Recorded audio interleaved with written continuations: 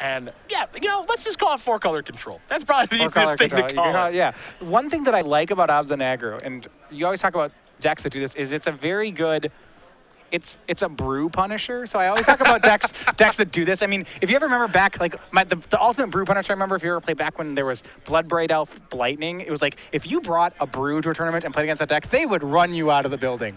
And Obs on aggro is pretty good at doing that. It's like, oh, you're trying to do something fun here. Let me kill you. Yeah, and that's what the old Jund deck used to do. Right. So I'm interested in this because I want to see if this is, you know, if you want to put your deck to the test, okay, you got to play against Obs on aggro because they may just crush you.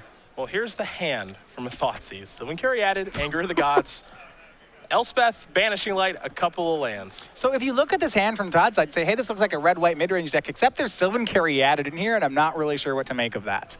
Yeah, I wouldn't be sure what to make of that either. You know, you take a look at Elspeth, and if you're Todd, you're thinking, okay, that card's really hard for my deck to beat, so maybe I want to take that, but... Yeah. Okay, he's going to take that, so that means that he's not terribly afraid of Anger of the Gods if that's his selection. Well, the great part about Obs on aggro is that the creatures are threatening enough by themselves that you rarely get more than a 1-for-1 with Anger of the Gods. Yeah. Caryatid's going to be put into play. You're going to search for a forest, of course, with that Wooded Foothills. That's the only way you can cast it. The draw for Drew was a Temple of Mystery, which is a lot of fun. At that point, Todd will really, once again, probably something he won't expect. Yeah, I don't think so. Rashasha Death Dealer, Temple of Silence. Top card going to stay on top for Anderson. Pass the turn back over to Beech. Beech will draw. Copy of End Hostilities. Well, remember that Todd left Drew with a hand of Sylvan Caryatid Anger of the Gods on top of that, which, okay, I mean, Caryatid dies to Anger of the Gods, so that's probably fine. There's a Temple of Mystery. That's the smoking gun. And if you're Todd, yep. Yeah, there's a lot of colors going on here. Todd probably said something, too, because Drew had a little bit of a laugh there. Here's a Siege Rhino. Can't kill that one with Anger of the Gods. The Brew Punisher. I don't really know what you're doing, but this Siege Rhino is probably good. Oh, just attack? Right? Siege Rhino's good against everything. Yeah. Todd doesn't really need to know what's going on here. His game plan's not going to change that much. Drew's draw for the turn was an Ajani, Mentor of Heroes.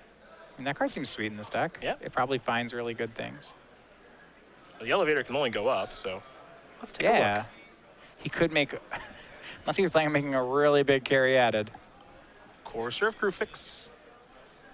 Pass that turn back. So this, for me, this falls into the vein, and I myself played some of these decks for a bit, of the decks that start 4 Caryatid, 4 Courser, bunches of good cards. And, you know, you can fit a lot of decks into that shell. 4 Courser, 4 Caryatid, figure it out. Yeah, play what you think is correct from there. Temple of Plenty was the draw. There's a Courser. And this could be fun. Let's see what this reveals. An island. Basic island. Nice. Not what you'd expect. What's next? Caryatid. Lame. Okay. That's so tame. I mean, yep. Well, Siege Rhino will swing. This is the Brew Punisher. Like, because Todd just draws the card, attack. Just like, I don't even know what you're doing, but these 4/4s are probably good against it. There's an offensive pass the turn back.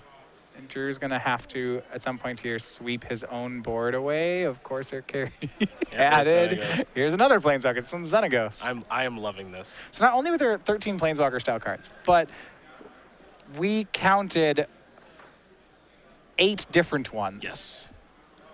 Yeah. I love it. Drew's going to leave. You just don't know what's going to happen next. Drew's going to leave that Xenagos on top. There's End Hostilities. Kill all your stuff, thanks. Didn't see that coming, did you? What I like about the Million Planeswalkers list is that the one it banks on, the one he's playing a lot of, is Ajani. Yeah, because that finds the other one. Yeah, I mean, you just keep playing more blockers. Here's Siege Rhino. Brew punished. Here we go. Whatever. I still don't know what you're doing. Siege Rhino's still good. Yep. It's good against life totals and cards. Here's Downfall's good against cards. Siege Rhino's good against life totals. Most decks have those, right? Xenagos is the draw. We're going to see Caryatid and Xenagos. Probably going to pump out a Satyr. Yeah, it's got to protect itself here. Todd's going to draw a card. So Fleeceman Line was the draw last turn. Forest is the draw this turn. If you have a life total, so Siege Rhino's going to attack. It's going to go after Xenagos. Drew could trade the Caryatid for another Satyr with a block there. Just let Xenagos go down. Fleeceman Lion, pass the turn. What's the draw now? Sarkhan Unbroken. Nice. I have not seen this card in play very much yet. I think it's made one appearance here on SCG Live. It's not bad. So 5-mana Planeswalker, it can make 4/4 dragons. It can draw cards and make mana. Those are the primary abilities that you'll see it do. Don't see the ultimate very much on it. Here it comes. Yeah, the ultimate of searching out all the dragons. He's actually not playing any dragons, so I don't think that's a thing in this deck. Boo. Here's a dragon token to join the Satyr token. All right, pass the turn back. That means Todd can go ultimate with his Fleecemane Lion. I mean, those Planeswalkers sure are fancy, but a 4/4 indestructible is pretty good against them. Get in there. Gonna go after Sarkhan. Goes after Sarkhan with both of them.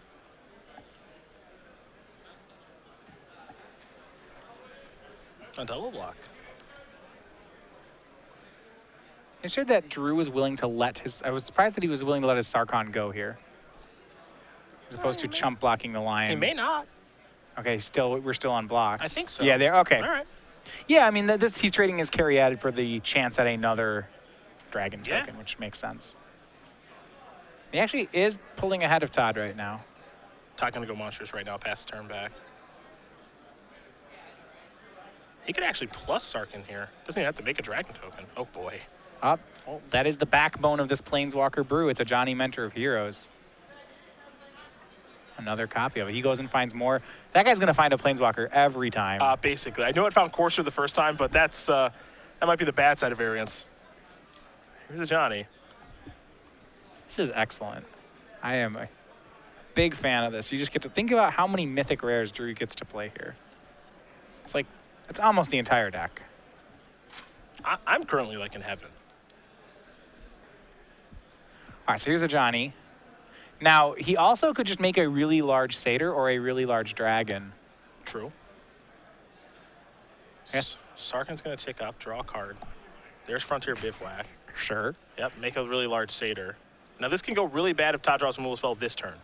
Well, really bad's not even so bad. I mean, Drew will lose his Sarkhan, but then he'll get another tick off as a Johnny. Unless, yeah, it's actually not terrible. I guess it's not horrible. I think even if Todd draws the kill spell, I like Todd from that board. Like Todd or Drew? Even if Todd draws the downfall for a Satyr, I don't think it's so bad here. Okay. Well, he drew a Llanowar away, so all you can do is pass the turn back. And here come the Planeswalkers. They're going to compound Drew's advantage real quickly. Which one did he draw this turn? Another Sarkhan Unbroken. So that's not going to do much. He's going to tick down, make a dragon. Now, he either can make a large dragon or just start drawing cards. Imagine he'll just draw cards for now. Make maybe the dragon large next turn. Well, he's going to tick up. Yeah, I like a big dragon. Big dragon. He's going to he's going to split the counters up a little bit here. So the Satyr is a 7/7. The dragon is a 5/5. He's going to... This is aggressive. Another Sarkhan. Sure, I think it's going to be another dragon. Oh, yes.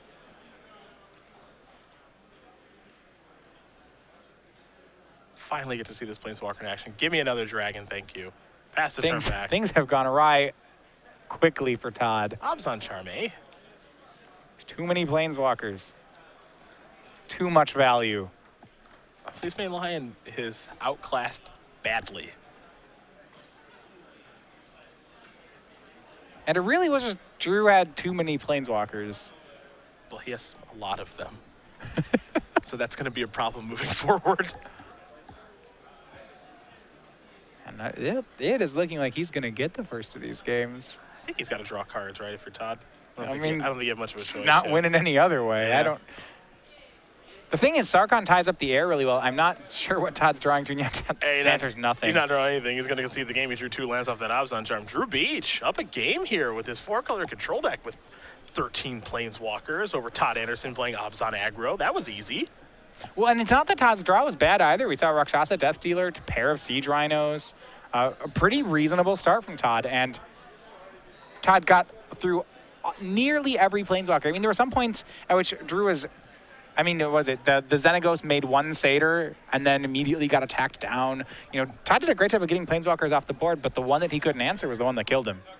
Well, Todd's got some answers to Planeswalkers in his sideboard. He's got 2 copies of Duress. That's certainly going to help. 2 Self-Inflicted Wounds, 2 Glare of Heresy, 2 Tasker the Golden Fang, 3 Hornet Nest, 2 Drown in Sorrow, and this is a World Waker, and a 4th copy of Wingmate Rock. We've seen this sideboard a little bit earlier, pretty close to what Jerry is playing. Your thoughts on what he can bring in besides, I think Duress is obvious. Duress is obvious. There's so many Planeswalkers here. Surprisingly, not too many of them are white, so I don't think he can actually bring in Glare of Heresy. That said, Nissa World Waker seems pretty decent here. One thing that Drew Planeswalkers seem to have in common is that most of them are token makers. So you want the ability to attack down the Planeswalkers. And because Drew has so many walkers, he actually doesn't have much removal, so he's not great at removing a Nissa. So I imagine Nissa will come in. Wingmate Rock is interesting. Flyers are generally good against walkers, so I think he will go toward that as well. For Drew's side, it's always disappointing when you see a wacky 4-color deck and the sideboard is so tame. 4 Nyx Fleece Rams, 3 Dig Through Times, 2 Wild Slash, a couple copies of Banishing Light, a Radiant Purge, an Encased Ice, and 2 Surge of Righteousness. Well, Radiant Purge seems excellent. It exiles. There's a lot of multicolor stuff in Todd's deck. I imagine he'll bring that one in.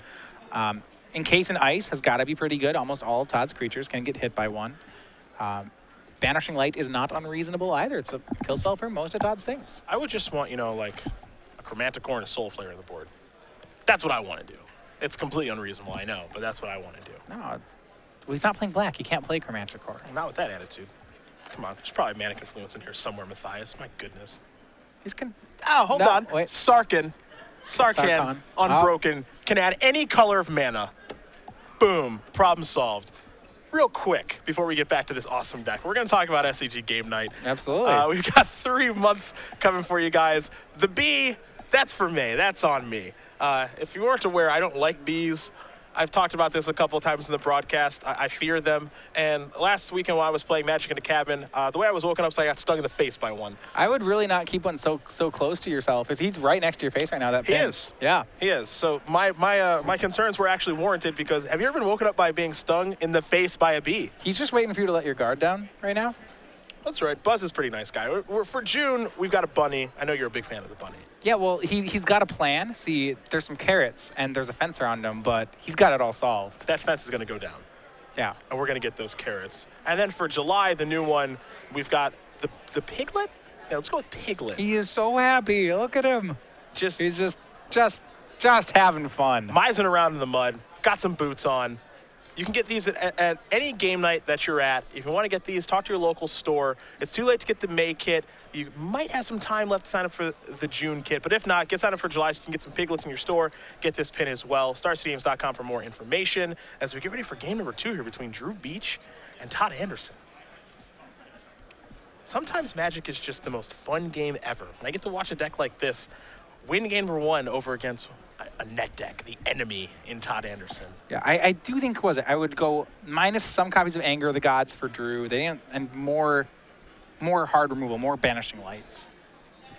It's interesting, stuff like 3 Dig Through Time in his sideboard. That is not a card I see in people's sideboards, especially not as a 3-of. No, you don't see that very often. Generally, decks that are Dig Through Time decks play them in the main. They want that. Here's the Fleece Main line from Anderson. He's going to end on 19. We got a Forest or a Planescom. It'll be a Forest here from Todd. It's like if I put Siege Rhino in the sideboard. Like, I have 4 Siege Rhinos on my board. You'd be or like, what are you? Just play 2 of them. Or just play. That would never happen. I can't imagine that someone would only play 2 Siege Rhinos. That's certainly a 0 or 4 card. Yes. Here's an attack for 3. Eric Hawkins, we love you. I swear. And a Fenza. Of course, he'll be searching up a Plains. The Brew Punisher. Here it comes. This is definitely a Brew Punisher draw. I don't even know what you're doing, but what you're doing is taking damage. Yeah, this is the definition of a Brew Punisher draw, without question. What's you up to over there? Anticipate? I don't even know. Something. Yep, there is an Anticipate. That's nice. All right, let's take a look at these 3. There's the person. If you have the abs on person, is it my turn again yet? Can we keep doing this? The cards you got to select from, it was Lightning Strike, Sarkhan Unbroken, and Anticipate. This is so awesome. He doesn't have red in play yet. Oh, look, he's having so much fun with this list. I would be too. You're just like, oh, look at all these things I'm doing. Courser was the draw. Yeah, no red mana yet, unfortunately. Hey, he can cast the Courser. Really got to hope there's not something like Dramoka's Command. That would be bad news. There's a lot of things that could be. But all right, here's Courser. Top card is Flooded Strand. Todd will draw. Obson Charm. Jeez. There's Swing. an attack and a counter. Yep. Yeah, so the counter, so the lines, everything's just big enough to swing through. Here's 8 damage. There's more stuff. Yep. Death Dealer, pass the turn back. We're just going to have a turn 5 kill being represented. We may. Nyx Fleece Ram is the top card. So that is, yeah, there are 4 Nyx Fleece Rams in Drew's sideboard, so he looks like he's gone to those. That card's good in this matchup. Yeah, that makes sense. Depending on how much, he has 3 end hostilities as well. He needs to draw one real soon. There's an interesting thing going on here where he's got a lot of sweepers and then cards that could get killed by his own sweepers, which is fine. I guess as long as you get to the Planeswalkers, you don't care if the creatures die afterward. You don't care at all. Then it goes to top card. He's up to 10. There's a land. We're going to have some chump blocking here. Swing, counter onto Death Dealer. If Drew only blocks 1 creature, this Obson Charm is... Well, it depends what he blocks, but... the Obson Charm is just going to kill him. Yep. Because he could pump and... Yeah. So and if Drew blocks both creatures, he's going to lose both coursers for nothing. Or Todd will just monstrosity the Fleece main line. There are all sorts of ways this works out poorly for Drew. Yeah, this is just bad news all the way around.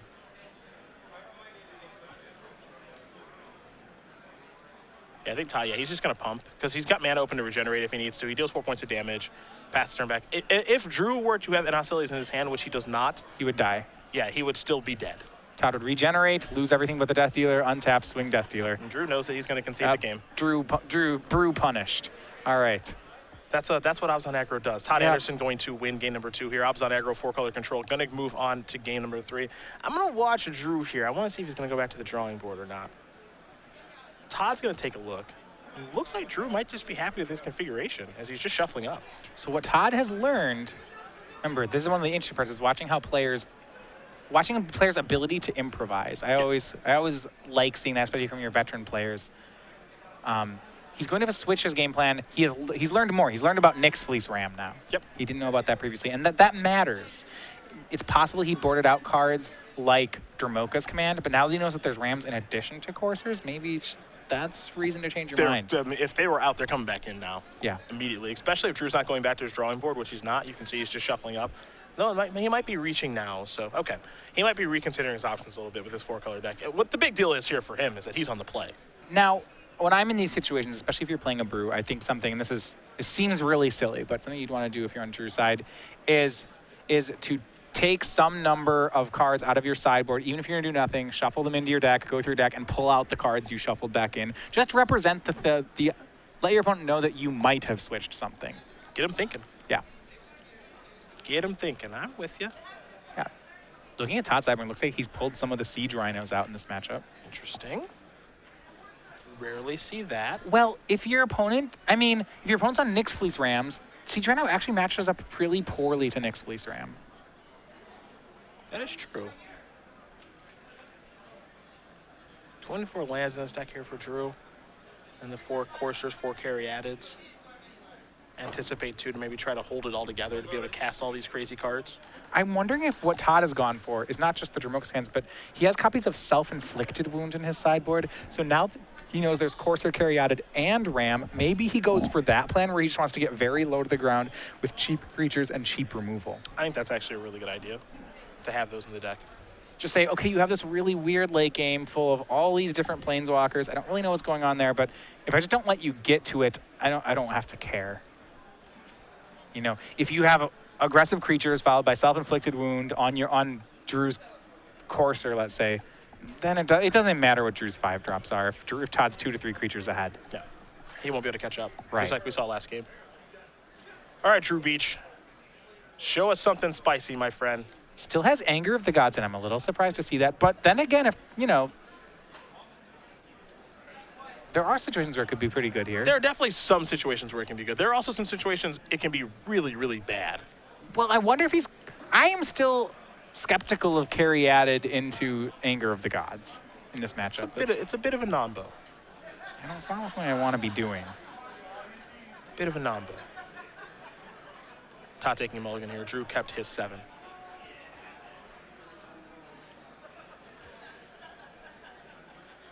But he's not playing black, so he can't have Drown in Sorrow in that spot instead. No, I mean, I imagine that he needs to have that sort of effect in his deck.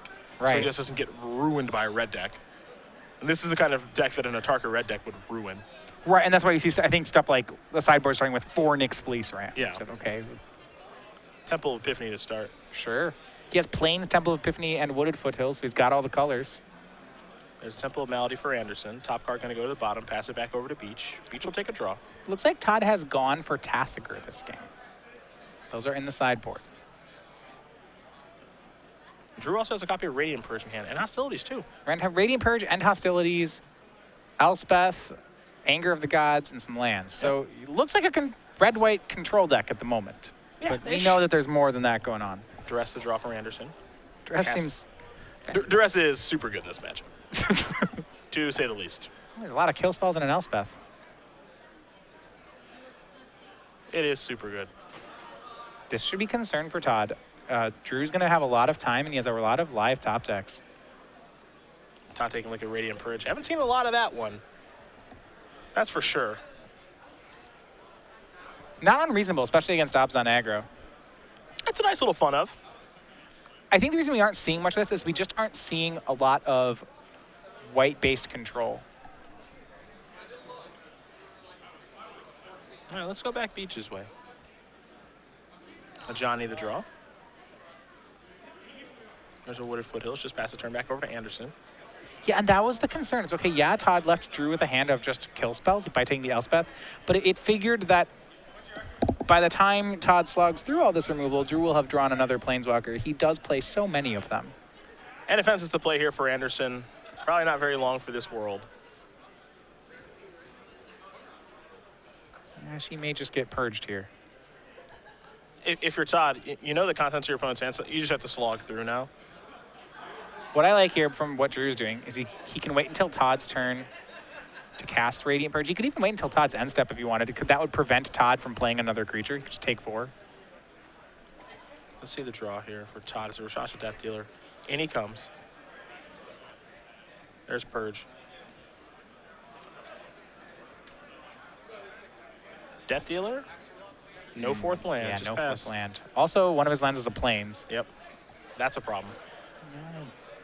It's a deck with Plains and Rakshasa Death Dealer. It's kind of how Obs on aggro works. You mean it's a combo deck? Yep. It's okay. The combo's Urborg plus Plains. Todd would love an Urborg right now. He's got a Hero's Downfall. That deck always wants an Urborg. Yeah. Drew will draw. Copy. Surge of Righteousness. Yep. And here's a Death Dealer, so that's good. Good on Drew. It's going to hit. There's land number 5. Yeah, I think it's Cat Planeswalker time. Do you like going for a Johnny this turn? It's unlikely Todd can kill it. You'd need to have Urborg to kill it. Goes up to 5. Yeah. The Death Dealer can't do it can't do it unless Todd's next land is Urborg. So yeah. Yeah, I mean, it's tough. There's the concern of just, getting Hero's Downfall, but he only has 1 black source right now, so he'd have to peel black source. No guarantee that it even comes into play untapped. It's going to take a lot to kill this thing, and at the very least, it's likely to replace itself, even though it just didn't. It's 5 lands, I believe. Interesting. Let's see what the draw is. Plains. Yep. Yikes. 2 Plains Rakshasa Death Dealer. Hyper combo deck.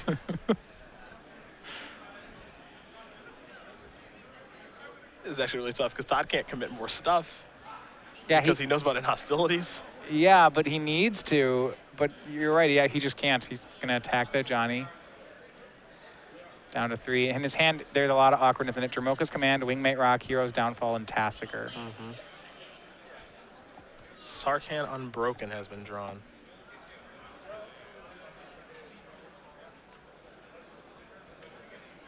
Thing is that Todd doesn't have enough damage on the board, so that Drew just gets to plus all these Planeswalkers at will. He's going to minus this one. He's got a dragon now. Yeah, that's good. I was a little surprised to not see him just continue to plus, but as the Death Dealer, well, I guess, no, it would trade with the dragon. Yeah, Todd can't even attack into it. No, this is right. Carry added. That Johnny has been very tame. A miss and a carry added is not much of anything.